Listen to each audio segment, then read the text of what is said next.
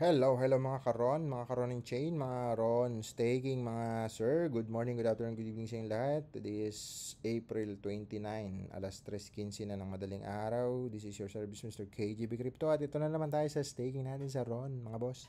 Almost 2 months tayong hindi nag-stake. At ito ang kinita natin, no? Bumagsak kasi ang ron, grabe. Check natin nga si Ron, where are you? Ron. Magkano na ba si Ron, mga boss? Mag 30 pesos ata to, 25 pesos sesos. At tingin ko, pag umangat naman yung mga gaming chain, medyo masakit talaga yan. As in, makunat ba? Para sa akin lang, pati ng all-time high niya, base dito sa graph, 200 plus. Dito yung makikita. Pesos, 1 year ago. 10 piso siya ng 2022. So, ayun nga mga bossing, kumita tayo dyan ng, ito kasi ang stake natin yan, no? 16.51, 16.51, 2. Almost kalahati siguro to. Ayan, nasa 2 plus na to eh. Ayan, bumagsak kasi siya mga bossing. At kumita tayo ng almost sa 2 months ng 270 or $150. Siyempre, ang gagawin natin dyan mga bossing, i-stake lang natin ulit yan. 8,000 pesos, halos 4,000 per. Parang mas okay pa maglagay sa sa mga bangko online. Okay, may mga boss by the way. Stake na natin to. Meron pa naman tayo ron. Hanapan tayo ng validator. Siyempre dito na tayo sa mga okay, so alright. At ganun pa rin ang ating hinahanap tayo ng mga ating mga subscriber. 2 buwan kasi tayo hindi nag-upload na halos. Kaya namiss ko rin kayo mga bossing. Kung sasabihin nyo sa akin na nag-stake, umalis na ba ako dito, hindi pa naman, nandiyan pa naman tayo sa pag-i-stake dito sa Ron Network.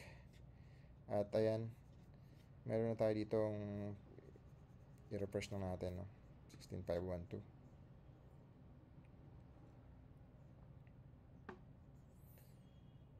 At habang nire-refresh natin yan, basa muna tayo ng mga comment sa Ron. Ito, so Smart 6 nga, ayan, comment, tatat-da-anim. Ayan, Sir Joseph Berdin 9679, shoutout sa idol. Bossing, ano po masasabi nyo sa RWA token this bull market? Pataas yan. Ito mantra, bumagsak to, no? 1 month ago bumagsak to, parang nakakaata sila. Ayan, bull market na Bob Loads, wala pa eh. Sana si Trump naman na humadlang dyan. Better smile. Dental, shoutout sa'yo sir. And Rex Paglinawan, YouTube channel siguro to, 5701. Boss, ano masasabi mo sa Pi Network? Pi Network, grabe no, Pi Network, ang dami ko sana niyan, kaso in-stop ko lang. Hindi ko na makita yung paano. Kasi before sa Axie, ang dami kong cellphone. So, bawat cellphone may number. Dati kasi hindi pa naman kailangan i-register yung mobile number. Way back 2020. So, lahat yun, inano ko sa Pi. Kaso, ako ba? Nakakainip din kasi yan eh. Boss, anong plan mo boss kung babagsak sa 1? Wala. Stick lang, hayaan ko lang yan dyan. Meron ka bang limit price bago mag-exit? Wala rin. Even na bumulusok pababa, knowing that anything happen. Wala sir, hayaan ko lang yan dyan. Mamata to. Aspiring Cloudy, shoutout po sa inyo. Hayaan ko lang siya dyan hanggang sa bumagsak, mag-rug pull yan. Bahala siya dyan mag-rug pull. Basta, para kasi sa akin mga NFT game, mayroon din talaga yung future. Hindi lang siguro sa ngayon. Kumbaga, hindi naman natin kailangan madaliin. Ongoing naman yung proseso nila ng pag-develop, pagpapalawak, pagpapalaki ng kanilang nasasakupan, kumbaga. Tuloy-tuloy naman yung development nila. Kumpara sa ibang NFT games before na wala na talaga hanggang ngayon.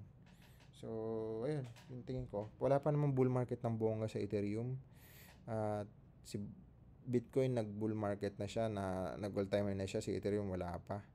maraming update din na binitawan si Vitalik Buterin, yung may-ari ng Ethereum. May mga plano sila, hindi ko alam kung paano nila gagawin niya na umangat si Ethereum at umabot pa siya sa kung ano mang all-time high niya before.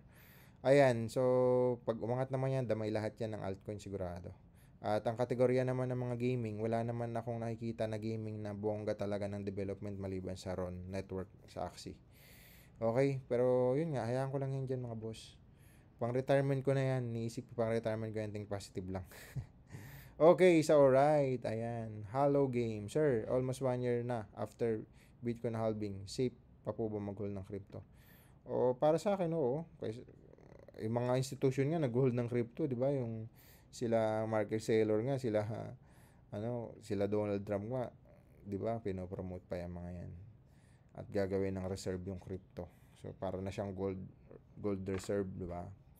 Para makautang yung mga kung sino man. Yun kasi nagde-declare ng value ng isang bansa, parang gano'n sa pera. Value ng pera. Okay, so alright, mga boss, yun lang ang comment ninyo. At ayun, na-miss ko kayong lahat mga bossing. So, ang ano na natin, check natin, no? Ilan na ba tayo? Ito. Meron tayong 16,783. Ayan. Yan ang ating RON token. Okay, sa alright mga boss. Yun lang ang ating video for today. See you again sa next video natin mga bossing. Thank you and God bless. Bye bye mga boss.